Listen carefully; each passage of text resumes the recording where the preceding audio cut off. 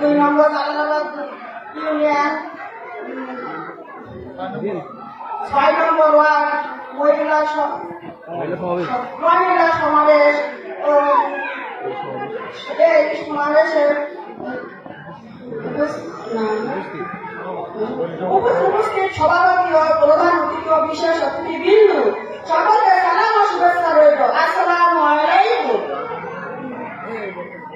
আমাদের যে এই ধানের শীষ প্রতিযোগিতায় আমার মা চাষিদের বাবাদের দাওয়াত দিয়ে এসেছি, সবাই আমাদের এখানে হাজির হয়েছে। কত সুন্দর লাগছে দেখেন। আমাদের ভোট আশা করা যায় আছে আছে ইনশাল্লাহ। এই হাবিবুল ইসলাম হাবিবকে আমরা দলে দলে যাই জন্য ইনশাল্লাহ হাবিবুল ইসলাম হাবিবকে মন্ত্রী বানানোর তৌফিক যেন আমাদের লেখা হয়। আমাদের জালালাবাদ গ্রামের প্রচুর লোকজন দেখেন, দেখে খুব ঘরে মন ভরে যাচ্ছে। যাচ্ছে না বলেন তো?